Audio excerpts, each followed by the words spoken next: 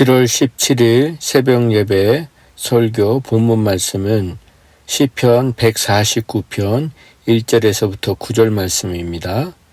시편 149편 1절에서부터 9절 말씀 함께 봉독하겠습니다. 할렐루야, 새 노래로 여호와께 노래하며 성도의 모임 가운데서 찬양할지어다.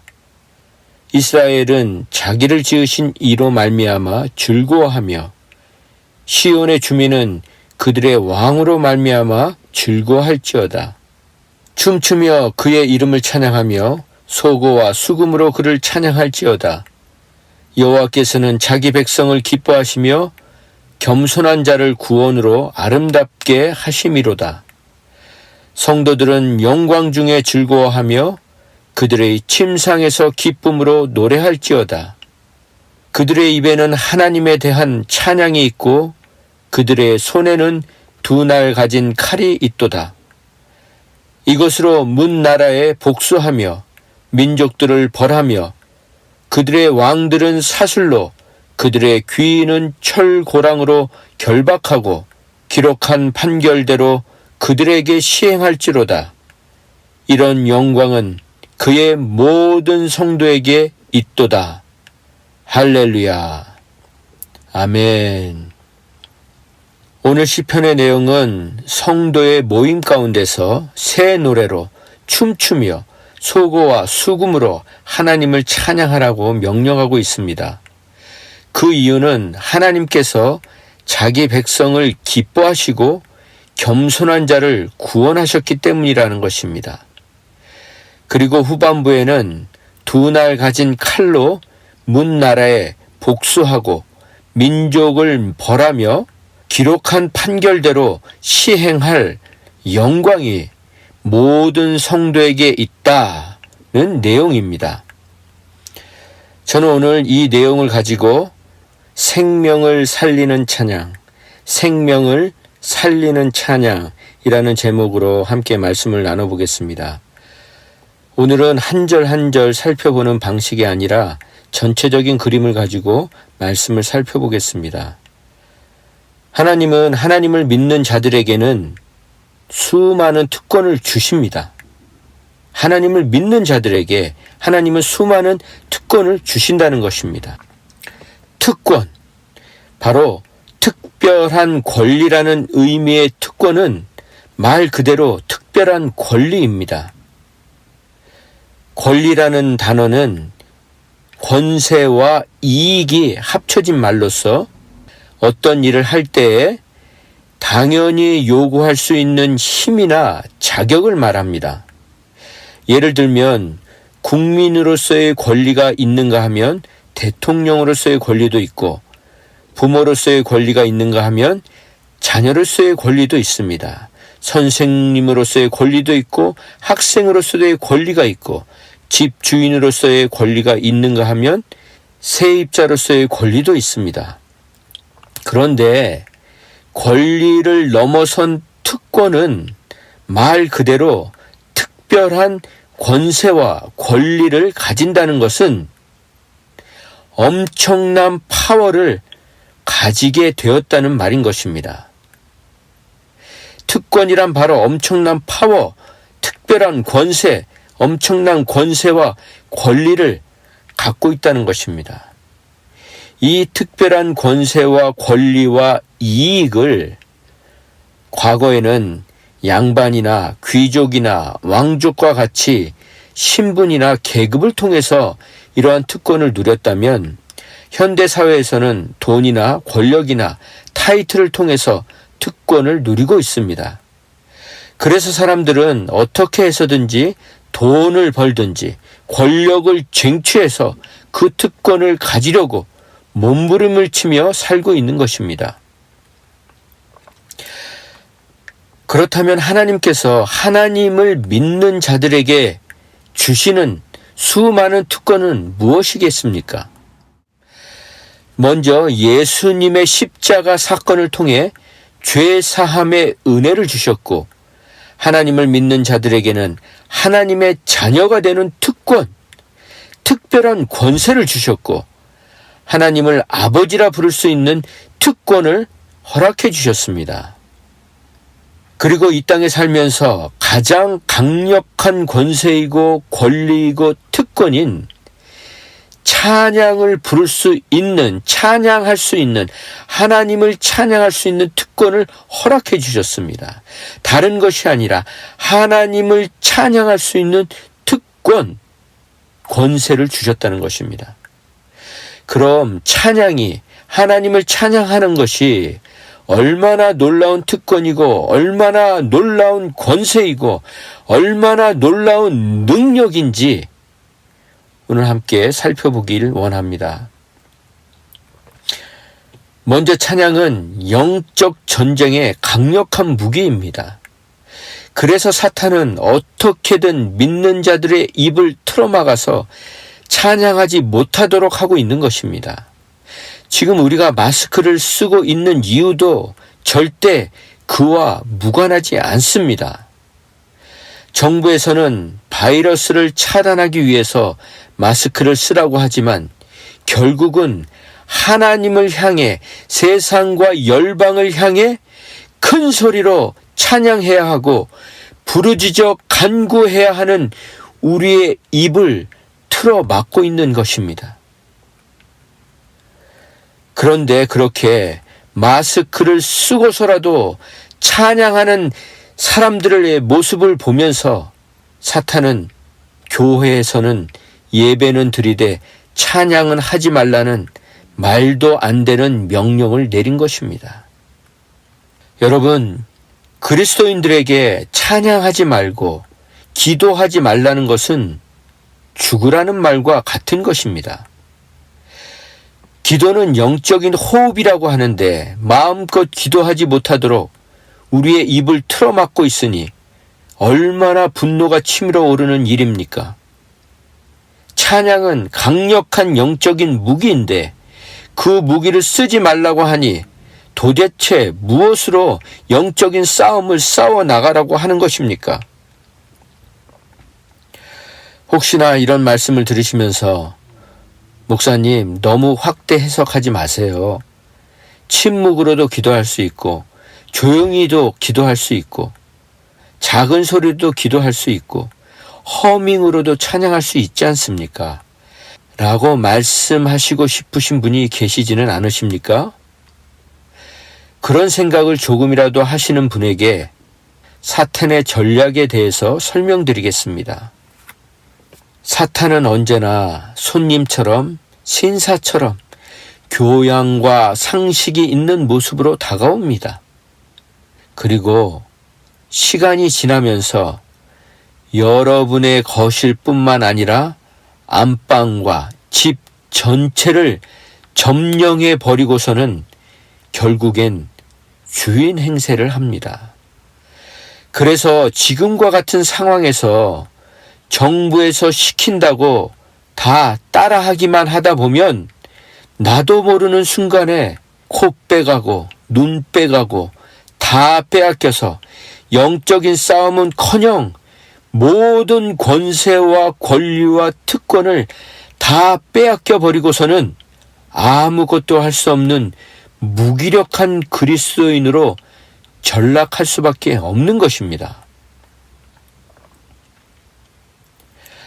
여러분, 지금 사탄이 여러분과 저를 삼키려고 달려드는 것이 보이십니까? 여러분 자신과 여러분의 배우자와 자녀들과 부모님들과 가정을 통째로 삼키려는 것이 보이십니까? 베드로전서 5장 8절에는 근신하라, 깨어라, 너희 대적 마귀가 우는 사자와 같이 두루다니며 삼킬 자를 찾나니. 무슨 말입니까? 정신을 바짝 차리고 깨어 있으라는 것입니다. 여러분의 원수인 마귀가, 우리의 원수인 마귀가 으르렁대는 사자처럼 먹이를 찾아 돌아다니고 있다는 것입니다. 그 으르렁거리는 소리에 모두가 숨을 죽이고 있다는 것입니다. 믿는 사람들마저 숨을 죽이고 있다는 것입니다. 그럼 안 잡혀 먹는 방법은 어떤 것입니까? 바로 하나님께서 저와 여러분에게 주신 특권, 특별한 권세와 권리를 사용하는 것입니다. 사탄은 이미 구원받은 자녀들을 찾아다니면서 오늘도 끊임없이 거짓말을 해댑니다. 네가 무슨 하나님의 자녀야. 어이구, 웃기고 있네. 하나님이 있으면 나타내 보시라고 해봐. 네가 하나님의 자녀라면 왜 우리 집안이 이 모양 이 꼴이야? 아니 도대체 교회 가서 무슨 기도를 했기에 점점 더 우리 집안이 이렇게 어려워지는 거야. 이제 기도나 교회 노래는 그만하고 정신 차려. 라는 말들을 통해, 그리고 사람들을 통해, 매스컴을 통해 우리의 영혼을 쉼없이 공격해 옵니다. 바로 그때 하나님이 주신 강력한 무기인 찬양을 해야 하는 것입니다. 그런데 여러분, 찬양하는데 아무 일도 안 일어나는 것 같습니까? 아닙니다. 놀라운 일이 벌어지고 있는데 우리가 못 보고 못 느끼고 있을 뿐인 것입니다. 그리고 찬양을 하면서도 우리가 두려움 속에서 찬양을 하고 있기 때문입니다. 우리가 눌려서 두려움 속에서 찬양을 하면 사탄은 그것을 다 압니다. 제가 한 가지 이야기를 드리겠습니다. 여러분이 잘 알고 계신 박보영 목사님께서 20명이 넘는 문제 아들을 데리고 오랫동안 같이 사시면서 사역을 하시지 않았습니까? 그 중에 한수라는 학생이 있었다고 합니다. 이 학생은 정말 난폭하기 그지없는 학생이었습니다. 자기에게 해코지 하는 사람은 어떻게든 보복을 하고, 그래서 누구도 그 친구 앞에서 싸움을 걸지 못했다고 합니다. 그런데 목사님이 이 한수라는 친구와 함께 차를 타고 가시는데 골목길에서 깡패들이 가는 길을 막게 되었습니다. 그래서 목사님께서 처음에는 좋은 말로 비켜달라고 했는데 계속 비켜주지 않으니까 목사님도 화가 나셔서 소리를 지르셨다고 합니다. 그래도 그 깡패들이 비웃기만 하고 길을 비켜주지 않았던 것입니다. 그때 옆에 타고 있었던 이 한수라는 친구가 잠깐 나갔다 오겠다고, 그리고 나가서 그 길을 막고 있는 깡패들에게 뭔가 이야기를 했답니다. 그러자 이 친구들이 고개를 숙이고 인사를 하더니 순식간에 다 사라져 버린 겁니다. 그래서 목사님이 한수야, 너 쟤네들한테 무슨 말을 했는데 쟤네들이 저렇게 주랭랑을 치니? 그렇게 묻자 한수가 이렇게 대답을 했다고 합니다. 나 한수다. 여러분, 저와 여러분에게는 한수 같은 배짱이 있어야 합니다. 나 건들면 하나님이 가만히 계시지 않는다는 것을 보여줘야 합니다. 그런데 주일에도 말씀드린 것처럼 영적 전쟁은, 영적인 싸움은 눈초리를 올리고 목소리를 높이고 몽둥이를 들고 싸우는 싸움이 아닙니다. 권세와 권위와 특권을 가지고 싸우는 싸움입니다.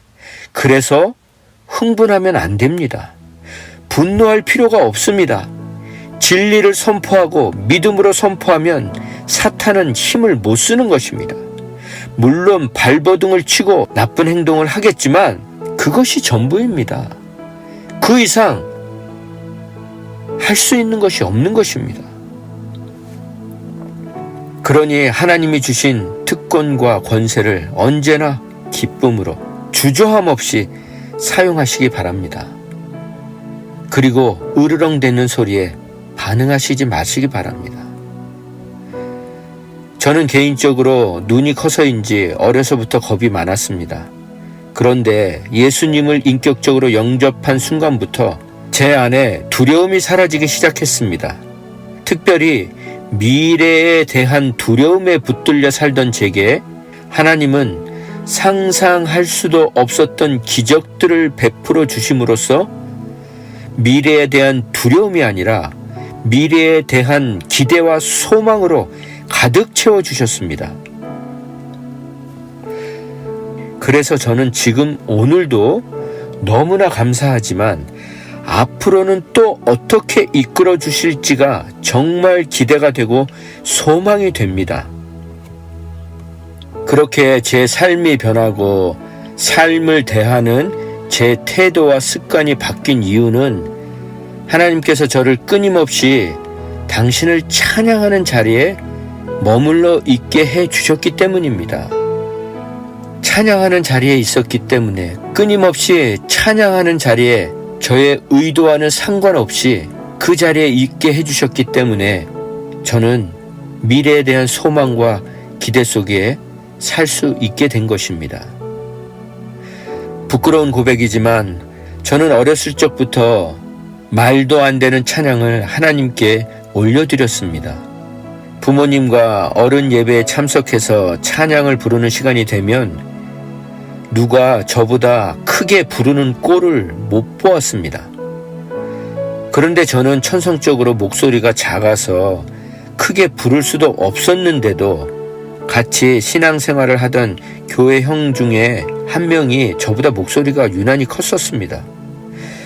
저는 그 형이 저보다 큰 소리로 찬양을 부르는 것이 못마땅해서 악을 쓰면서 그 형의 목소리를 이기려고 찬양을 부르던 기억이 지금도 생생합니다.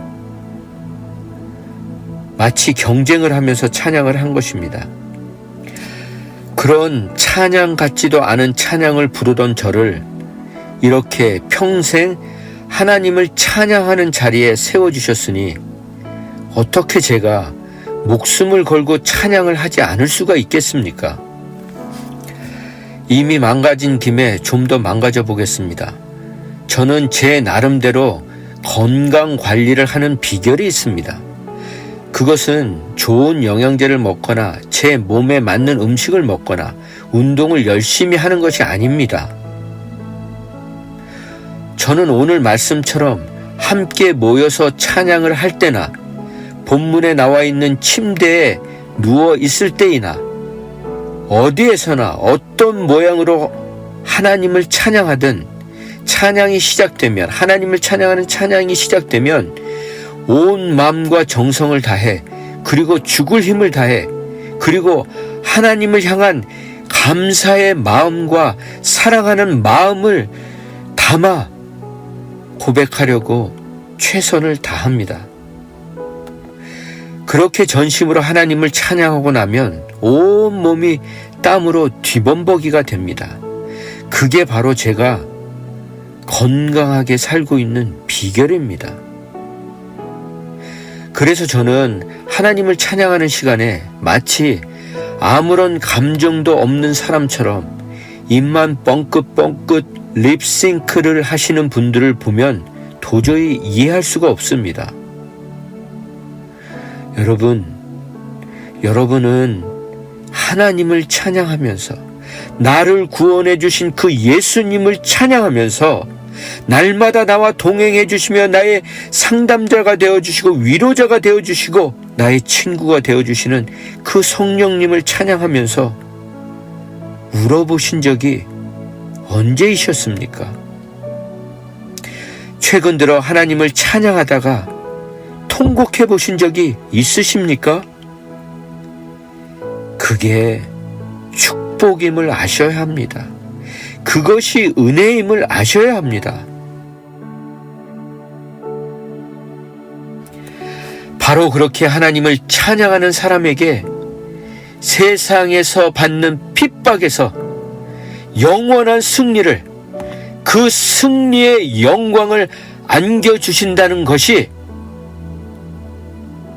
바로 오늘 본문이 외치고 있는 핵심 내용인 것입니다. 그렇게 하나님을 찬양하는 사람들에게 세상에서 받는 핍박과 조롱과 오해와 고통 속에서 영원한 승리를, 그 승리의 영광을 안겨주신다는 것이 바로 오늘 시편 기자가 외치고 있는 핵심인 것입니다.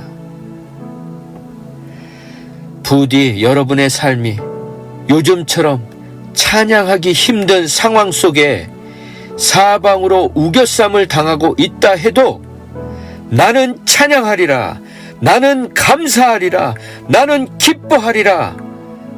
나의 하나님, 나의 구원자, 나의 요새, 나의 반성, 나의 산성이신 하나님을 큰 소리로 힘있게 찬양하심으로 말미암아 지옥의 권세를 초토화시키는 놀라운 권세를, 놀라운 특권을 사용하시고 누리시는 복된 삶을 사시기를 주님의 이름으로 축원드립니다. 기도하겠습니다. 하나님, 감사합니다. 우리에게 이 악한 세상과 악한 사람들 속에서 살면서도 기쁨과 소망을 빼앗기지 않을 수 있는 강력한 무기인 찬양을 허락해 주셔서 진심으로 감사를 드립니다. 그렇습니다, 주님. 기쁨과 소망과 감사는 찬양할 조건이 있어서, 감사할 조건이 있어서 기뻐하고 감사하는 것이 아니라 우리가 기뻐하기로 결단할 때, 찬양하기로 결단할 때, 감사하기로 결단할 때 빼앗기지 않는 기쁨과 빼앗기지 않는 소망과 빼앗기지 않는 감사의 제목들이 우리 안에 생겨나는 것을 경험하게 하여 주시옵소서. 사탄은 그런 우리의 권세를 무기력하게 만들려고 우리 입에 마스크를 씌우고 찬양을 못하게 하고 교회 문까지 닫아버렸지만, 하나님, 우리의 삶이 온통 하나님을 찬양하는 열기와 향기로 가득하기를 원합니다. 그렇게 지금은 더욱 찬양할 때이니 모든 정신을 집중하고 모든 힘과 에너지를 모아 하나님을 찬양하게 하여 주시옵소서. 춤을 추며 모든 악기를 동원해서 손과 발로, 이가 없으면 잇몸으로도 찬양하게 하셔서 하나님이 주신 구원의 기쁨, 영생의 기쁨을 찬양하게 하여 주시옵소서. 그렇게 하나님을 찬양하는 자들에게 억울함을 복수해 주시고 갚아주실 하나님도 찬양하겠습니다. 그렇게 모든 상황 속에서 생명을 살리는 찬양으로, 생명을 살리는 찬양으로 당신을 찬양하기로 결단한 한 분 한 분에게 구원의 기쁨을 회복시켜 주시고 천국의 소망으로 가득 채워주시고 날마다 승리의 노래를 부르며 즐겁고 기쁘게 덩실덩실 춤을 추며 살게 하여 주시옵소서. 그렇게 어떤 상황 속에서도 주님을 찬양하기로 결단한 심령 위에 지금부터 영원까지 날마다 승리의 개선가를 부르게 해주실 예수님의 이름으로 감사하며 기도했습니다. 아멘.